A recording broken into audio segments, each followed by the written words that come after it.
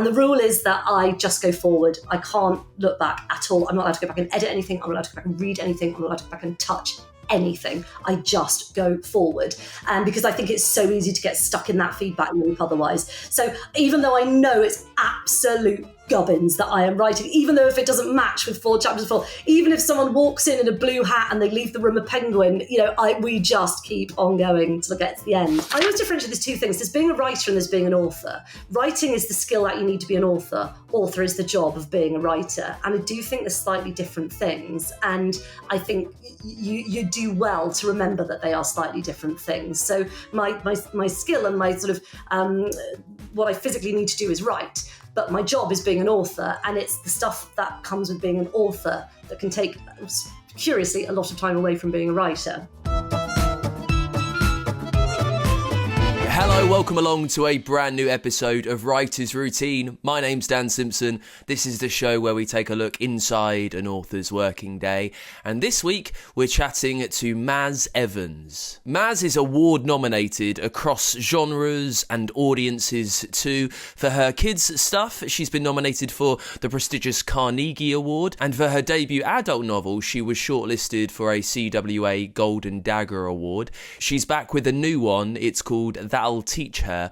It's all about a group of parents at the same primary school who are trying to solve the headmistress's murder using their WhatsApp group. So it's multimedia told through different characters with messages in their viewpoints. Think the perfect blend of Richard Osman and Janice Hallett. We talk about meticulous plotting, also about planning out a very busy year, and we try and unpack why cozy crime and children's fiction are the two places where celebrity authors really think they can give it a go. Now, if you enjoy the show, please do subscribe. Let me know what you think in the comments, and we'll get into it with Maz Evans, and we start every show in exactly the same way.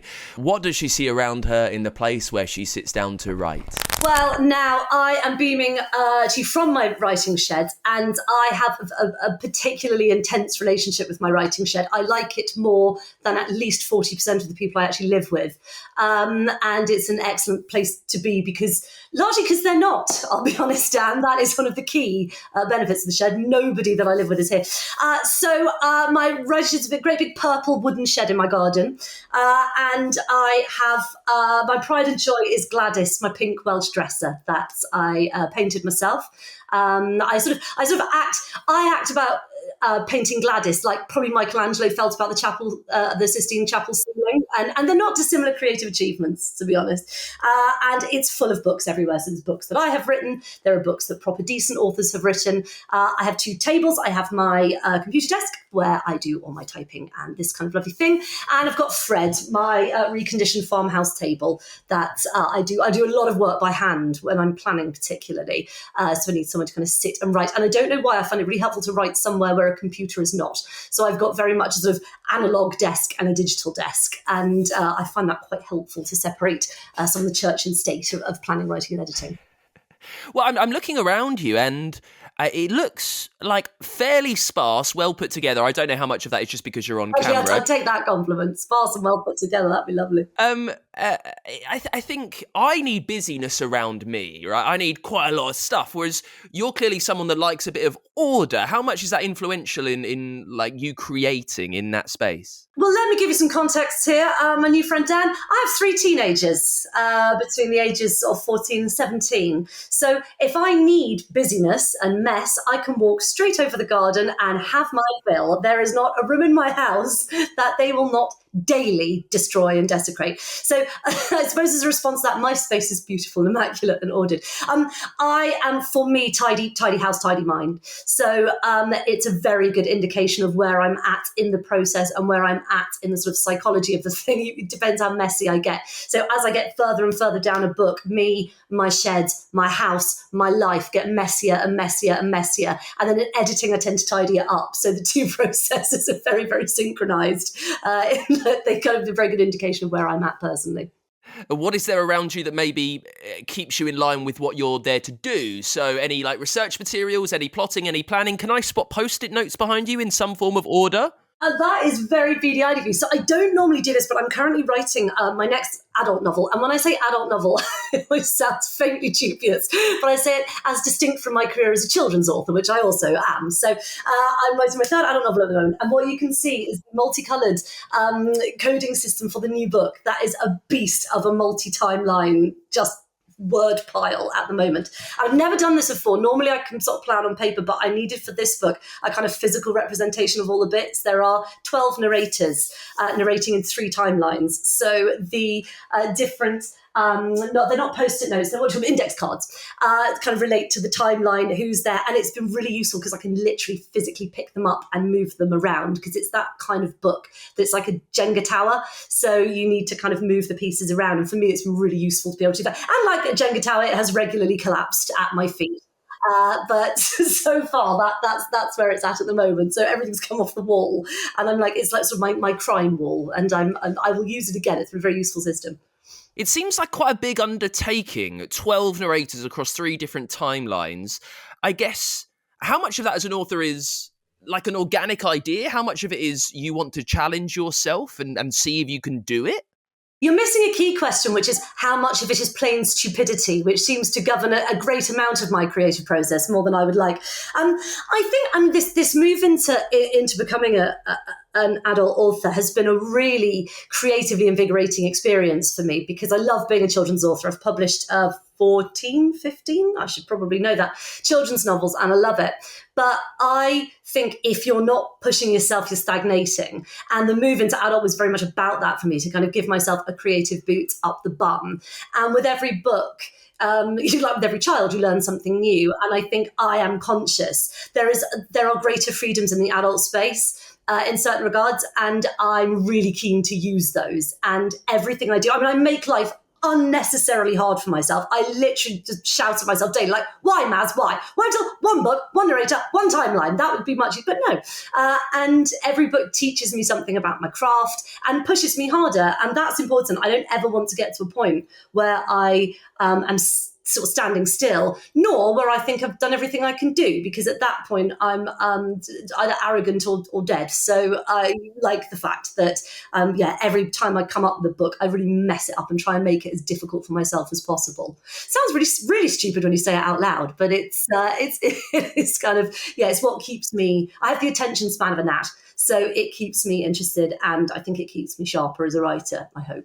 Well, at least you're not dead or arrogant just yet. Well, I'm certainly not one of them. I'm very much alive at this moment in time. We'll take that win.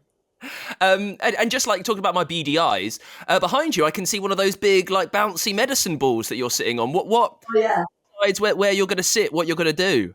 Well, I like, in common with so many writers, particularly writers who are my age, 23, a bad back is the plague of the eternally sat down writer. So I have my big yoga ball that I sit on, which unfortunately I also gave birth on one, so it's quite triggering in certain ways. And I suppose I'm giving birth again, aren't I, every time I sit on it?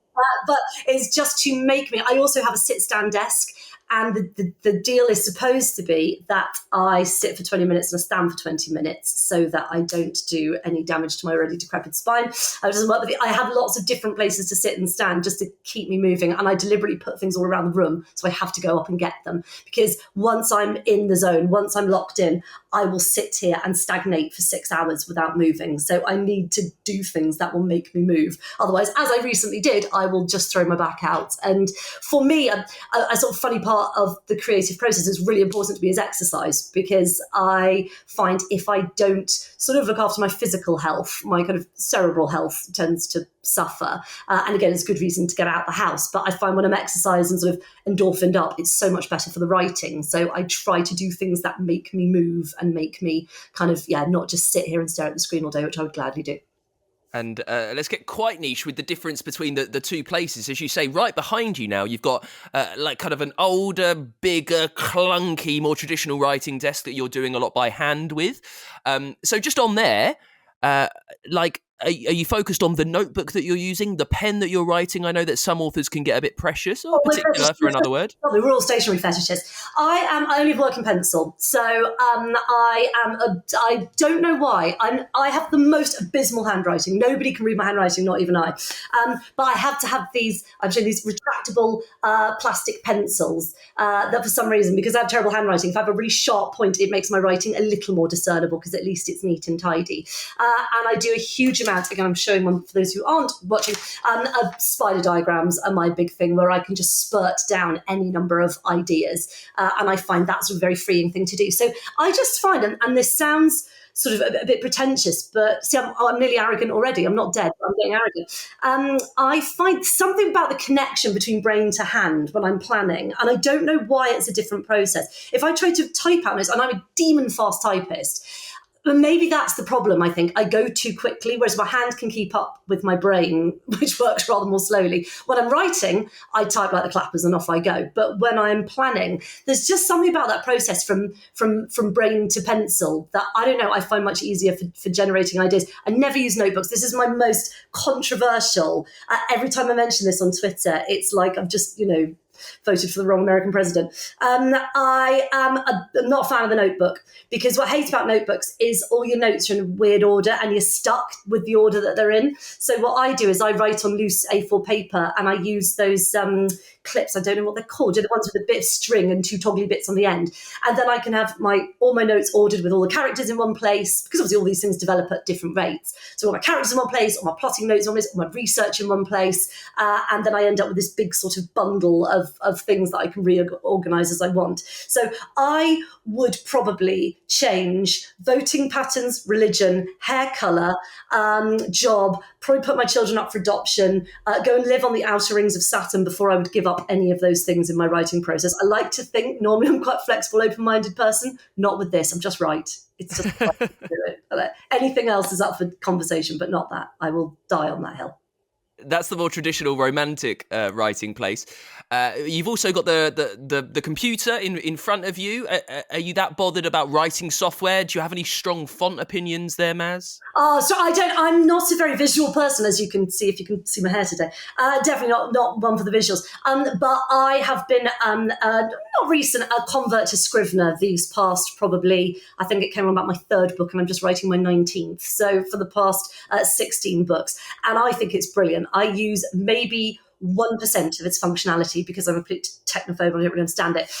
But for organising thoughts, for the ability to write notes as you go along, when you're doing your sort of first draft restructuring, the ability to just zip between chapters without endless scrolling or going in and out of a new file, I just find it brilliant. And there are so many brilliant things it does that I have no idea. But I'm a big Scrivener thing. The other Scrivener is publishing as a whole hasn't really adopted it. So I know probably most of the authors I know use it, but editors don't. So that's a complete pain. So you have to always convert it. And Scrivener and Word don't get along terribly well. They don't speak to each other. They don't play nicely. So that's always a complete pain. And I've tried to convert all of my editors to Scrivener, but they're not having it. Just one last question on the writing shed that you've got there.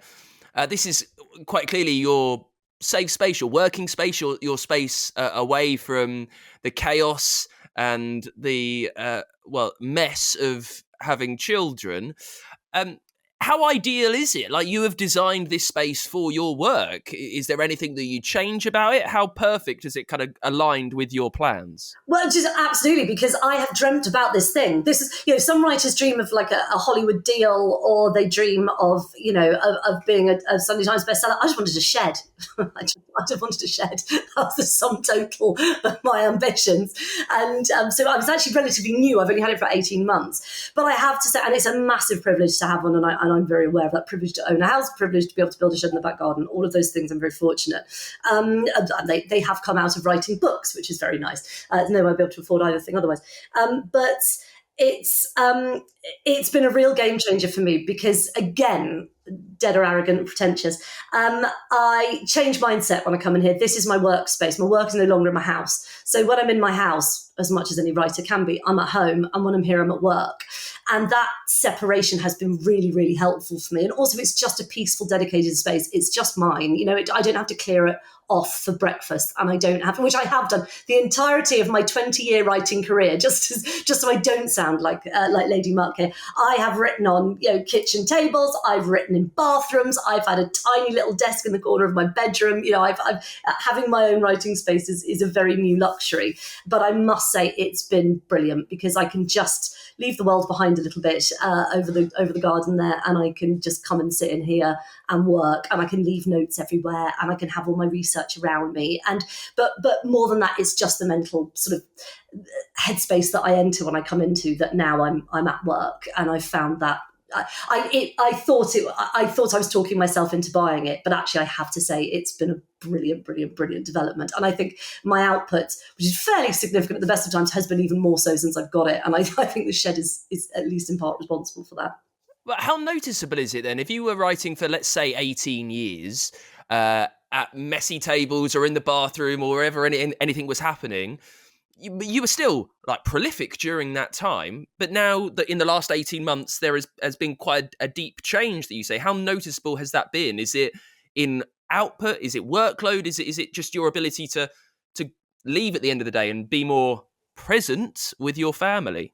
All of the above, to be honest, Dan. All of the above. It's the lines when you're self-employed professional anyway. If you work at home, the lines between personal and professional are always inherently blurry. But for me, it's been really quite a seismic shift because the main thing for me is I stop being a parent when I come out here, because no matter how much I try and switch it off when I'm in the house, I can't help but think, I must put the laundry on, or the dishwasher needs empty, or I'll just go and make the beds or something. Whereas I can't do that. The best thing that ever happens to my career is when it rains, because when it rains, I really can't be bothered to go back in the house. I'll just sit in here all day. It's just being able to switch off all of those things. And for me, and again, I don't think this is uncommon in writers, I need to immerse myself in the zone. I really need to immerse myself in what I'm doing. And anything that pulls me out of that just doubles the length of time it takes me to do anything. So the fact I can come in here and just be totally in my head, totally in my book, quite selfishly, just crack on with it. And no one's knocking on the door, and nobody's got the phone is ringing. The front door, I'm nowhere near the front door. Anyone can turn up to my house. And you know what? The world keeps turning. Amazon finds somewhere to put the parcel, and the postman comes back later. And so all of that, I don't have a phone out here. It's very much just, a permanent writing retreat. And it's been really, really fantastic. And I just love it. I just absolutely, every day I come in here, I just go, oh, I love you, Shed. I really do love you, Shed. And I try and remember to say that to the kids from time to time as well, but definitely the Shed gets it every day without fail. The show is Writer's Routine, Maz. So just take us through yours then. A day in the life of you writing a novel. You've published swathes of children's books. Now you're into adult crime fiction. I don't know if the two things are different at all in how you kind of plan your day, but just run us through a day in the life of you writing. How does it start? When will it kick off? When will it end? Take us through the whole thing. Well, it's been really interesting thinking about doing this with you today. It's very personal. What is my routine? I haven't got a clue, because the days rarely look the same, because a lot of my work, particularly in the children's space, a lot of the work is going to schools or doing festivals or doing virtual visits. So a lot of it is not about writing, whereas being an adult author, I've found that there are less demands on my time in that way. So, but if we're talking about a day when I'm writing, so ideally, kids up out the door at 8:00. I like to get some writing done first. I think it's really easy, and it's pretty easy for me to fall down that admin rabbit hole. So as soon as I start the emails, then I'm lost. I'm sunk for hours, because emails are like a hydra, and you cut one's head off and three more come in. And I think emails are dangerous for me because I'm a completer finisher as a personality. So emails are a job that you can get done. And I like a job you can get done, because with books, you can't always get them done because they take so damn long. Whereas an email feels like something you've checked off the to-do list. So I have to be really careful, because my knee jerk is to go in and just clear the inbox. I hate having all of that sort of mental clutter around. But what I try to do now is actually turn that around, and I don't do my email till the end of the day, because aside from anything, I don't need as fresh a brain to answer emails as I do to write a book. So I try and get some writing done when I'm still sort of faintly awake and perky. So ideally I'd do a couple of hours writing, and then I would go for a run or go to the gym or do some exercise of some point, just move my body. And, I've got all that lovely stuff going on in my subconscious, come back. I insist I take a lunch break. My working time directive was terrible. I work for myself, and I was going to take myself to tribunal for the hours that I worked. So I do try and take a lunch break and just stop, and I watch any old rubbish on TV. So something really kind of brainless that I can just sit in front of with a chicken sandwich and have you. I then tend to do a really long afternoon shift. So I work usually till 6, 7, 8 most nights. Because weirdly, I find my brain tends to sort of be quite, all that subconscious stuff's been going all day. So it can be sort of grinding and graunching in the morning, but actually come the afternoon to find my flow a bit more and have to find time to do all that pesky admin that's built up during the day as well. So that's an ideal day. I reckon I get about 3 of them a year, Dan, that actually works that way. Inevitably, the phone rings and emails come in and other things. So I suddenly remember, like this week, it's tax week. So I need to deal with all of that. The amount of time, and this staggers me. The pendulum is starting to swing the other way, but the percentage of my time that is not spent writing as a full-time writer absolutely terrifies me. I would say up until recently, probably 75% of my time was not actually spent writing and 25% was. I think it's probably getting a bit better now, but probably I'm only nudging over 50%, I would think. I'm in a particularly heavy cluster of deadlines at the moment, but certainly before Christmas, I wasn't writing half the time. And there's a lot of the business of being an author. I always differentiate these two things. There's being a writer and there's being an author. Writing is the skill that you need to be an author. Author is the job of being a writer. And I do think they're slightly different things. And I think you do well to remember that they are slightly different things. So my skill and my sort of what I physically need to do is write. But my job is being an author. And it's the stuff that comes with being an author that can take, curiously, a lot of time away from being a writer. You have managed to distill that in a way that I've not really heard any author be able to articulate, and that's clearly quite frustrating. But it's a necessary of wanting to sell books, right? Especially if you're a children's author, you need to be doing all of this and be so much more than just someone who manages to get down 300 pages of a book or whatever it may be. How active are you trying to tweak it as you can to push that 75% of non-working time maybe to more like 60 or 50%? And is it possible to kind of do it more efficiently? Well, it's such a difficult thing because the thing that we just never talk about in publishing is money. That's at the root of it all. I know we don't like to. We want to be dream factories who are chasing our beautiful vacation, but it is a job and it needs to keep the lights on in my house and now in my shed. So there is that. So a lot of decisions that we have to make as authors aren't predicated by our desire to evolve our creative process. They're predicated by the fact we need to pay the gas bill. And when opportunities arise, as writing, obviously the financial life of a writer is ridiculous and erratic and precarious and what have you. As a children's author, particularly, again, there are opportunities outside that. So in the children's author sort of industry, school visits are massively important. I would say probably the vast majority of children's authors make more money from events than they do from royalties. And it is a huge, not as huge as it was, sadly, because poor schools are just having the budgets cut left and right. But that's a huge, and the administration of all of that is quite big. And the travel and the doing it and the tiredness of doing it. But it is necessary because quite often that pays for you to have the time to write because, as well, we're not actually paid to write most of the time. So it is trying to get that balance. And I'm in a very privileged position now. I've got a substantial backlist. I'm in a financial position that I can say no to a lot more things, enabling myself a lot more time to write. And I'm certainly not sadly cleaning up, but you can't ignore that factor in the publishing process, that there's not just what you want to do, there's what you can afford to do. And don't get me on my soapbox about money and publishing, because I think until we sort out proper and sensible remuneration for writers, a lot of the other problems that the industry faces about inclusion and diversity simply will not be solved, because until you can actually pay people, it's not just paying people to come into the industry, it's allowing people to afford to remain in it. But I won't get on a high horse about that today. But it is, that is a really important side. And I've had the big privilege to be in the business for 8 years and therefore have a backlist that's earning me money. That gives me the option to slide that needle a little bit more than I might otherwise do. And it would kind of be disingenuous to suggest it's much more than that, to be honest, that I simply have the opportunity to be able to do it now.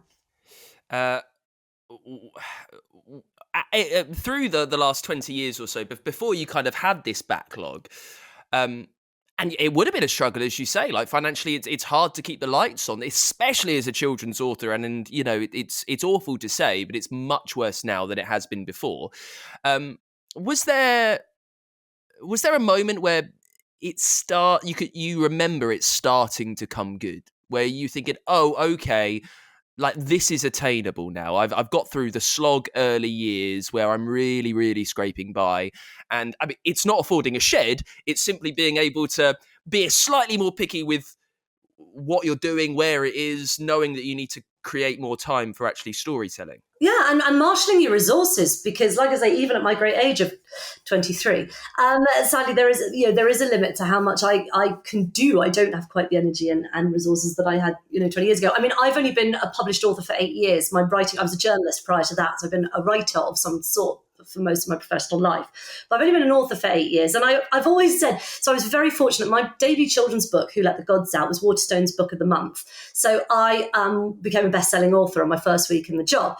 And I've always said, I've never been so broke as when I was a best-selling author, because of course you don't get the money. That book sold in 22 territories, was a quite substantial bestseller, but I didn't see any money from that for like a year or 18 months because it's going so well. I'm like, I absolutely have to get a job. I cannot afford to do this thing anymore. And so because I already had a business running creative writing workshops in schools, which is kind of how my career as a children's author, I sort of reverse engineered it, came out of it that way. That funded the feast. I mean, for my first, probably 7 books, it did. But because those did well, and again, I'm afraid I don't want to be shattering any illusions here, but a lot of this does come down to pounds, shillings and pence. I then was getting the size advances that enabled me to take the time to write. So my early advances were only in a few thousands. I say only, I know that's still a nice amount of money, but not when you've got to make it last for 4 years. When you put it as a salary, it's not enough. It's below minimum wage. So I was fortunate I had the sort of bit of momentum behind me from that. Then I did bigger book deals, and that enabled me to again start to feel the seesaw tipping. The pandemic was a big game changer for me, as it was for a lot of people. Fortunately, for once, timing worked on my side, because I had just been wondering how I could afford to take a writing sabbatical, because I was very fortunate. I had demand, but again, I didn't have the money, so I was having to do so many school visits that it was draining the tank of any time and energy to write. And I was just working out how I could take some time off just to write when coronavirus hit, which obviously was a horrific thing in so many ways. But in a curious way, it did force that time. And I'd just done a deal before it, so I was okay. I was solvent through it. But in the pandemic, I wrote 9 books. So by the time I came out of it, I had, I was ready to go with all of this stuff. So it has been a bit of a weird. I have a difficult relationship with the luck narrative, because of course some of it is luck. I was born a white, straight, able-bodied, cisgender woman, so those things are extraordinarily lucky. And again, you'd be a fool to deny those haven't played a part in the journey that I've had. But I've also worked my bum off. I work very hard. When I talk about being in the shed till 7, 8 o'clock at night, that's 7 days a week. Every single holiday I'm writing a book. I work evenings, weekends, the whole time. So I have been lucky in certain regards, but I've also worked really, really hard, as do we all. And it has been for this aim of trying to kind of move that seesaw to give me more time to write, because at the end of the day, I want to be a writer. The author is sort of the side hustle for me. It's the writing that I love, and that's the thing that I want to do. And I do feel very fortunate that I have this year. I say more time. I have 4 books to write this year, so it's going to be a bit of a fun fight, but I'll get there. I always do. We're going to come around to that in just a second, because I'm more and more interested in the routine of a year. But just to touch on luck, I mean, there might be an element of luck in being the Waterstones Children's Book of the Month, right? As in, it could be perceived as that, but loads of people want to write a book. Not everyone is willing to go and do it, right? So it's just simply the virtue of doing that, of being able to do it. That's not luck, I would say. Just to drag yourself back into the actual workday, you're writing for a substantial portion of it. It's amazing that you're getting so much done in the afternoon, because I'm sure many people kind of listening are like me, and that they've got no energy to do it. Especially if I'd got work done in the morning, that's me done for the day. I don't need to go back to that at all. Well done. That's yeah, I've completed it already. Have you got like a word count, something that you're writing towards? Is it just the kids are back from school? I need to be with them. What's happening? Oh no, I can ignore them all now. I like I said, I've got 3 teenagers. They don't want to. I asked them the other day. I said, "How long could I be dead in the shed for before you'd notice?" And they went, "It would depend when the last time you went to Aldi was." Just been, we got a week solidly. So no, they're not bothered by me at all. What I usually do is when I'm writing is I have a 5,000 word a day target. So I do 5,000 words a day till the thing is done. So with children's books, which come in somewhere depending on age between 30 and 50,000 words. Obviously, that's somewhere between 6 and 10 working days. This beast of a thing I'm writing at the moment is more like 100,000. But in the month of December, I wrote 70,000 words because if you do 5,000 words a day, obviously you're going to chunk up the word count quite quickly. And the rule is that I just go forward. I can't look back at all. I'm not allowed to go back and edit anything. I'm not allowed to go back and read anything. I'm not allowed to go back and touch anything. I just go forward. Because I think it's so easy to get stuck in that feedback loop otherwise. So even though I know it's absolute gubbins that I am writing, even though if it doesn't match with 4 chapters before, even if someone walks in a blue hat and they leave the room a penguin, we just keep on going till it gets to the end. And that process has evolved over the books, but it's what I've been doing since about my 4th book, and it works really well for me. Ideally, if I'm on holiday, I allow myself a holiday and I only have to write 2,500 words a day. But if I want to work it, but it's like I type really quickly. So I did what would now be called International Business College, what was called Secretarial College when I went. And I type like the clappers. So I can do, when I am really in full flood, I can type 2,000 words an hour. So it's kind of, that helps massively. And do you find, or have you found, if you're not allowed to look back, the edit is getting easier? Because that you're finding you're getting it more coherent first time round when you are looking back on these things, and suddenly if someone enters with a blue hat, they leave with at least a hat on. Yeah, could be a penguin hat, but it might be a hat. I always say books are like childbirth. You just don't know how each one's going to go, no matter, and they don't necessarily get easier either. But I'm a prodigious planner, so that helps quite a lot. I'm absolutely knee deep in this book at the moment, so I've got plans for everything. I have got a chapter by chapter breakdown of everything. Don't always stick to it because I'm a stubborn creative, so my brain will do what it will.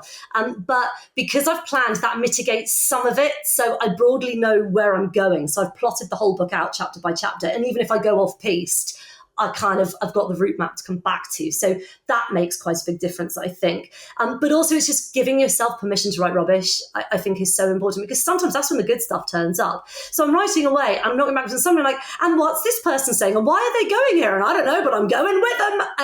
And I love that. So a lot of the sort of plot of the pantser sort of argument. I know that pantsers say, but you stifle all the creativity if you plot too much. Whereas I disagree. I think if you've got the engineering sort of working underneath it, if you've got, your brain has done all the heavy lifting of the mechanics of the thing, which is so hard in writing a book, actually that sort of top bit of your brain, the sort of bit that's full of fairies and unicorns, kind of has its time to fly, because you're not dealing with that structural character, big narrative stuff, the big sort of architectural building blocks of a book. You've got those down. So I quite like that when my brain goes on a total flight of fancy. So the stage I'm at with this book now, I've written the first draft, and now going back to it, going, why did they go there and what are they doing that for? But actually, I like that, and I'm going to go with that, and I'm going to reverse engineer it back into the book. So I do find that experience is a great teacher, and I think the most important thing, rather than I now have the process so down that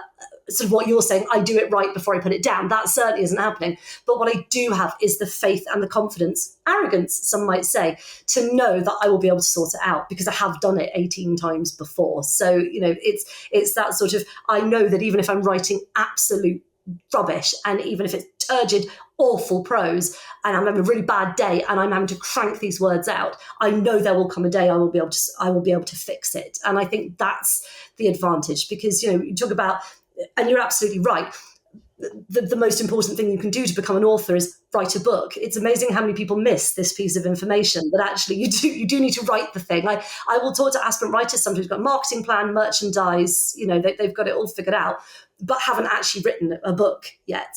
And it's one thing to write one book, but it's quite another to write more, because it's one thing to get into this industry, but it's another to stay in it, which is a whole separate set of challenges. But if you have the good fortune to do so, having that data that says, however badly this is going, I know it gets better, is a big comfort. I still, panic and tremble and don't sleep and what have you, but some, deep voice sits in there and goes, come on, girl, you got this. You've done it before and you'll do it again.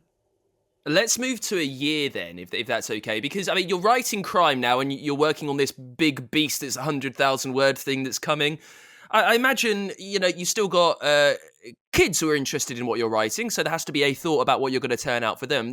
You wrote 9 books, you said, during the pandemic. So you're spinning a lot of plates.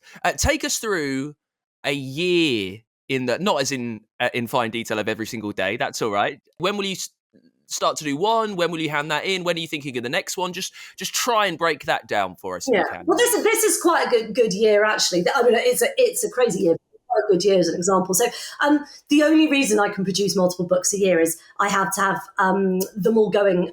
I have to have projects at different stages at the same time. So there's the planning, there's the writing and the editing. So broadly, I always have a book I'm planning, a book I'm writing, and a book I'm editing. So I am at the moment, I've just finished the sort of first big edit on my next middle grade children's book that's out in September.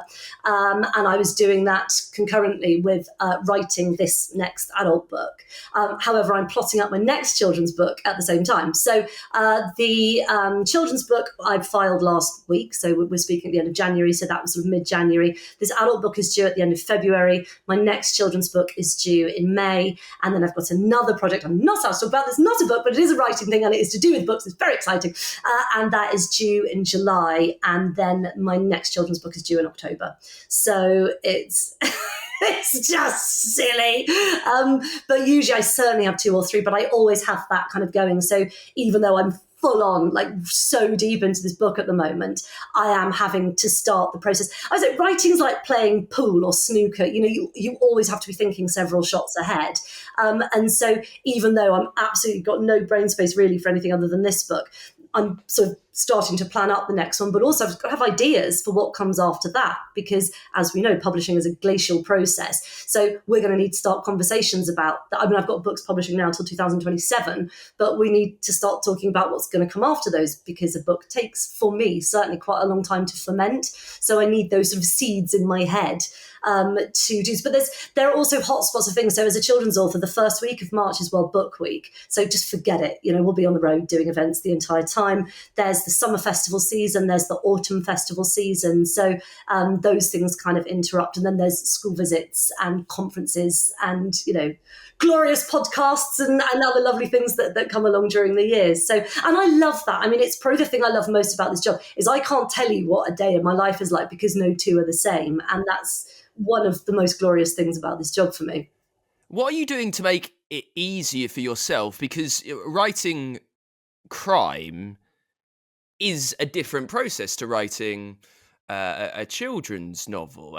Storytelling is storytelling, but it's a different mindset. If you're having to do a few of those at the same time, how are you kind of making it easier on your brain to be able to switch back and forth? Well, I never work on the projects at the same time. So although I've got the processes going on sort of I don't actually, so I won't say write one book in the morning and then write another one in the afternoon. So I block out my time in weeks. So I've just done 2 weeks on the children's book to get the edit done. And now I'm doing 6 weeks on the adult book to get that finished. And then I am doing 2 months on the next children's book. So although those processes are sort of floating in around it, so for instance, I will have to stop this for a few days to do the line edit of the children's book, but I can't do a morning and afternoon thing. I have to block off the time and say, all right, this week I'm doing this. this few days I'm doing this, and I do it until the job is done. So I can only stay in one book at a time. I can't flip between them in the same time space, if that makes sense. So I will try as much as possible to block out their time and not let another book encroach. But when you've got this many things going on like I do this year, that's impossible, because it's not just writing the things or editing them. You've got line edit, you've got copy edit, you've got proofreading, you've got promo to do, and they are inevitably going to, be in someone else's thing. So I have to be really strict about diarising my time. I have to also be really strict about all of those things that I talked about, like exercise, downtime, because if I don't do that, I just burn out and then I can't do anything. And I think if you did a very physical job, you would be very mindful of your physiology and your physical health. And I think when you do a very cerebral job like ours, you have to be really mindful of your mental health, both in terms of your emotional well-being, but actually just keeping this muscle okay. This brain has to be rested, and it has to have sleep, and it has to have water, and it has to have food, and mine requires a lot of wine and biscuits. But you've got to kind of look after all of that, because if you don't, I will just be a blubbering husk. I'm not going to lie down. I am regularly a blubbering husk on the floor, but it's just being quite regimented about my time. And if I have a deadline, I have to stick to it. So if I choose to spend the morning, falling down a social media rabbit hole, you will not be watching Traitors tonight, Maz. You will be sitting in your shed writing, and you think about that, young lady. So I have to be quite strict, and I'm like my own headmistress and mother rolled into, oh God, that's a horrifying thought. Moving. Let's talk about the adult stuff then. So the new crime novel, that will teach her. Before we get on to, I guess, the finer points of that, when you made the decision to start writing crime fiction for adults after so long working in the children's kind of sphere, what did you, and I know you were doing it to challenge yourself, but what did you need to think about? Because there's a lot of difference between getting a story away in 50,000 words than there is, say, in 80,000 words. Like it requires a conscious effort to plan and plot differently, to know what needs to be in what, to simply get the tone right for someone who's an adult and not someone who's 11 years old. What things were you thinking about then? Well, it's really interesting you say that, because the one thing that is difficult to switch gear is tone. So I often find, because it's tended to work out, I've done adult book, children book, adult book, children book. So whenever I switch from one to the other, it does take me a little minute to kind of get the voice right. And also remember, I can, or crucially, can't swear.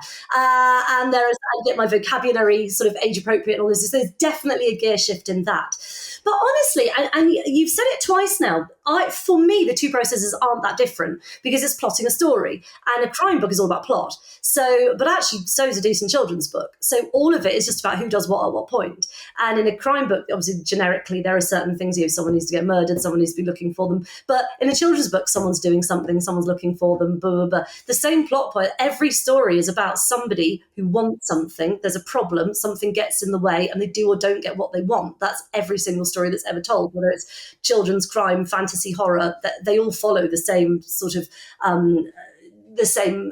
pattern. So I don't find those two processes that different. And yes, you're right, obviously the adult books are a lot longer, but honestly, that's really freeing. It's much easier. It takes longer, and you're sort of juggling more material. But I find it's easier to write longer. Trying to get a whole story down in 50,000 words is quite hard, actually. But that's a brilliant,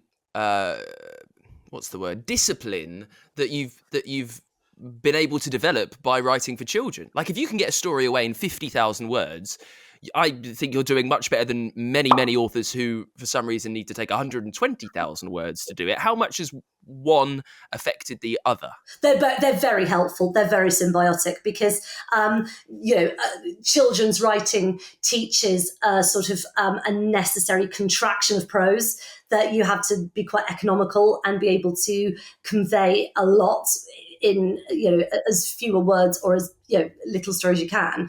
Whereas the adult stuff, I find, kind of broadens my mind a little bit and makes me think in a more complex way about narrative and structure. And because I've had more space to do that, but I can still apply those things to the children's space. So I've found having that sort of that breathing room has enabled me to perhaps take more risks and try some different techniques that I can then take back to the children's space. And so both of them have been incredibly helpful. And just moving between the two just keeps keeps me on my creative toes, which I really, really enjoy. Like I say, there's a day or two of graunching the gears when I go between the two. There's definitely, but I'm like, but once I kind of settle back into it, then definitely I'm informed by what I've just been doing and can take it into that other space.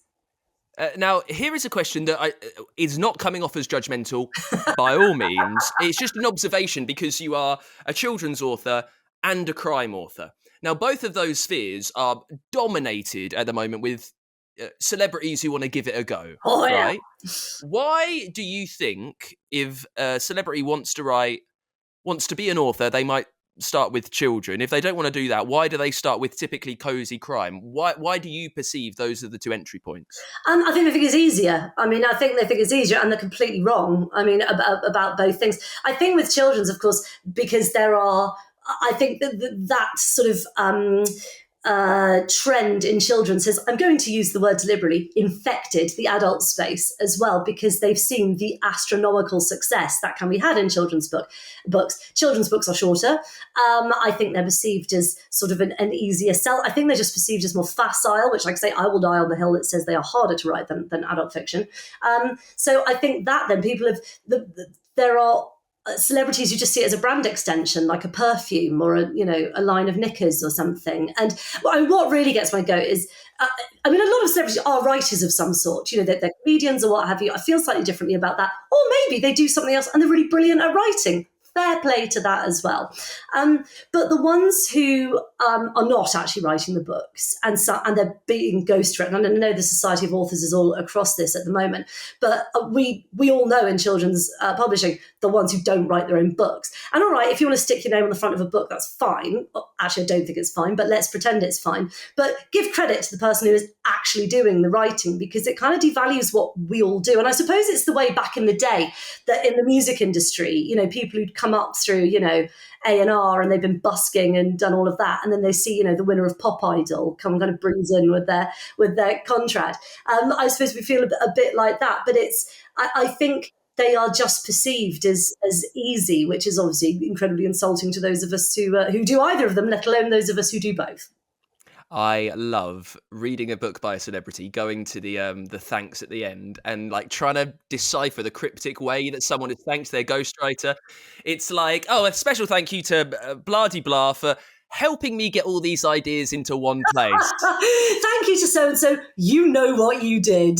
Yeah, they did the whole thing. I wrote that book, so they know exactly what they did. So I'm sort of not as salty, believe it or not, as celebrity authors as some might be, because, particularly in the children's space, there is an argument that anything that gets children reading is good. But, there's also an argument that, Mars bars get children eating, so they're good. I think it's quite a limited argument. But I think it's just when all the PR oxygen and all the very little space there is, again, particularly to promote children's books, is eaten up by these people that are going to get the gigs. That can be a little bit galling when you're standing there knowing damn well they didn't actually write their own book. But, I do believe cream rises to the top. And if you're good at what you do, you'll get this. Comparison is the thief of joy, and I'm old and ugly enough now to, I hope the right way, stay in my lane, because you will drive yourself mad looking at what other people are doing. And I've noticed as my relationship with social media tails off, I tend to feel much better about myself and my career, because I'm not constantly comparing myself to the best end of what everybody puts on about theirs. So I think a bit of just kind of, and I try to practice gratitude and remember that 10 years ago, I would have given anything to have a seat at the stable, wherever I am on the seating plan. So try to keep my feet on the ground.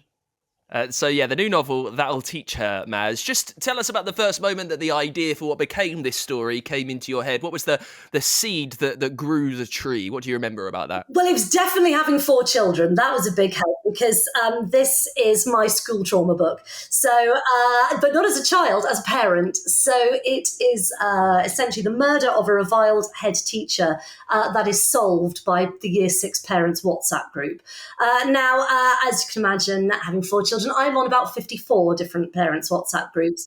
And rather like Twitter, they are where sense and reason goes to die, is slow and lingering and quite shouty death. And I spend a lot of time in schools, obviously, with my children's hat on, and both as a parent, but as an author. So I get to see behind the wizard's curtain of schools, and I see how much educators are dealing with on a minute by minute basis. We all just rock up with our precious snowflakes and think that's all they have to think about.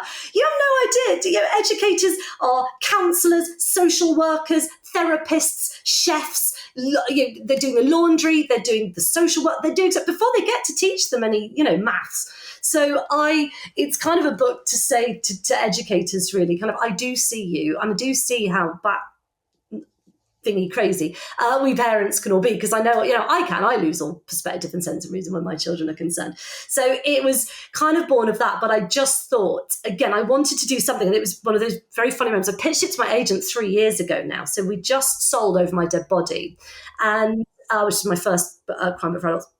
And that was only a one book deal. So we were thinking, well, what do I do next? And I said, I've got this brilliant idea. Rather than writing a murder mystery in like conventional prose narrative, we could do it this multimedia way with all of these different, I thought we could use newspapers, we could use emails, we can use WhatsApp, we can use all these things. She just looked at me, she said, are you aware of a writer called Janice Hallett? And I went, nope, never heard of her, because I hadn't read any. She said, go and read The Appeal.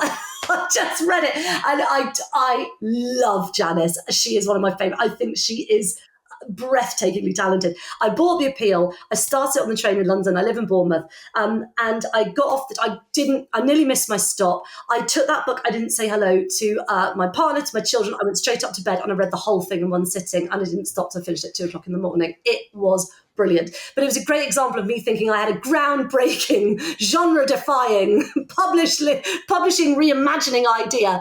But Janice Hallett had been doing it very brilliantly for some time by this point. So, but still, yes, hopefully mine is sufficiently different. But well, it gives you an opportunity and a license to do it, because I mean, we've spoken at length about the publishing industry in this chat, and they might not have gone with it had Janice not been able to do it. I also, by the way, read that in one sitting. I was on a beach in I was on a beach on holiday somewhere. And I very rarely do that. Good. You don't even know where you were. That's how. Don't even know. It was hot. Anyway, so you've got this idea about a really interesting way of telling a story based through messages. They're solving the murder of a headmistress, right? You are an intricate planner, as we've said, as I've seen. What happens next for you when you've got that initial idea? What questions are you asking to get your spreadsheet, to get your mind maps before you can type that first sentence? So for me, I mean, everything comes out of character. So, there's again some arguments about, is it character first or plot first? It's character first. It's always character first. Your character will dictate your plot. That's loose leaf paper and pencils. Those are actually, it's a lot of hills I'm dying on here. I'm dying on a mountain range rather than an individual hill. That is the Himalayan mountain range upon which I will die. So it's nailing the characters. So That Little Teacher is primarily narrated by 4 people. Now, we know they're the suspects, and I never, ever cheat. So if I say there's only 4 suspects, there's only 4 suspects. We're not going to suddenly introduce someone at the 11th hour and do a sort of Deus Ex Machina. And actually, it was the bloke in the penguin hat over there. So we have 4 narrators: the school dinner lady, a teaching assistant, the acting head teacher, and the school bursar. And one of them did it. And so it's narrated from their point of view, that in alternate chapters, with the parents' WhatsApp group interspersed, and also the local newspaper and the school newsletters all sort of chime in as well from time to time. So for me, those 4 characters are the first thing. So work up them, and obviously when you're plotting a crime novel, you don't just have to work out who done it and how they did it. You've got to make it look like everybody else did as well. So I think people forget that when you plot crime, it's not just about the murderer; it's about making everybody look like the murderer. So everyone's got to have means, motive, and opportunity. So working out all of those things.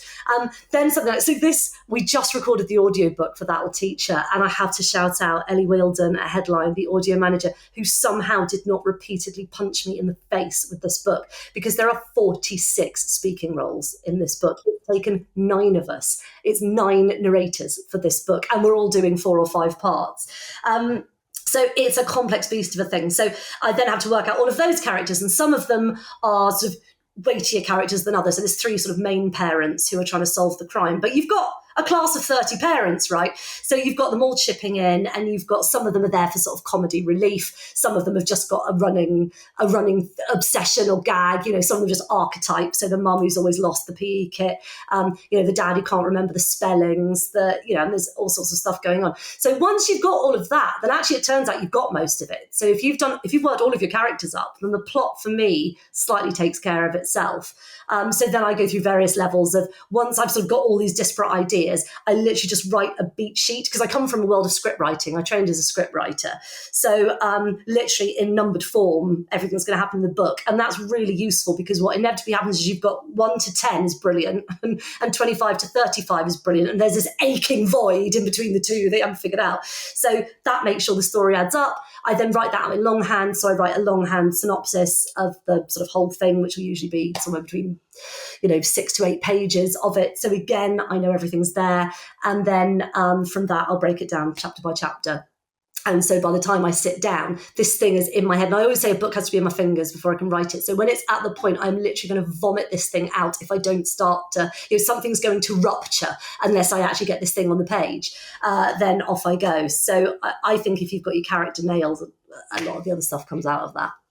And is the first draft of a novel like that, was that taking you about 5 weeks, 6 weeks? That'll Teacher, I started writing it in mid-November, and I delivered a fully edited draft in the second week of January. So it was ridiculous. So 2 months with Christmas in between, and a really busy time the run up to last Christmas. So I do kind of lament, as I'm doing this one, again, I would have written this one in just under 2 months. And there is no judgment in this, and I don't mean to pass shade on anybody, because we've all got to do what we've got to do. But when people complain about writing a book a year, I just sort of look dewy-eyed, and kind of, a sort of rainbow kind of dream vision appears in my mind of a world where I get to write 1 book a year, because I would love that. I'd probably rub it. Do you know what would happen, Dan? I say that. Honestly, I'd still end up writing the book in 10 weeks. I just absolutely faff around from January to October, and still the same thing would happen, I suspect. So, I have no choice, but probably I would do the same thing if I did. My last question, and I know that storytelling is storytelling. We've established that there's not as much difference between the two kind of genres and audiences as maybe a lot of people would think. And I've asked a few questions about process. But you'd published a number of children's books, and you can see yourself improving through all of that. There are similarities, but writing a novel for adults is a slightly different beast. In the last couple of novels, few novels, whatever it's been for adults, how have you felt yourself improving and getting the hang of it more than perhaps you did when you started? Oh, I hope it's just finding your groove, and it's confidence. I mean, so much of this job is confidence anyway, but I'm sort of daring to go there. And the thing that I'm really working on at the moment is that, again, because I have to do these things at such a pace, the thing I worry about sometimes is the actual writing, like the actual arrangement of words on the page isn't always as finessed as it might be. So I can plot and I can characterize and I can do the funnies.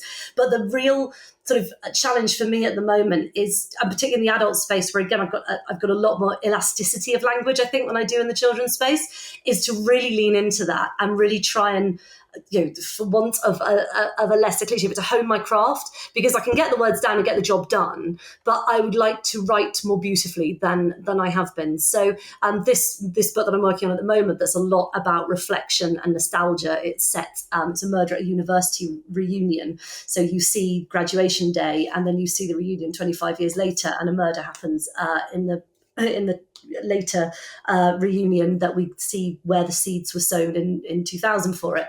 So it's a lot about where you are. This from the 45-year-old woman. There's a lot about where you are versus where you thought you would be, and kind of the things that have happened in the intervening years, the things that shape the person that you were then. Are you there now?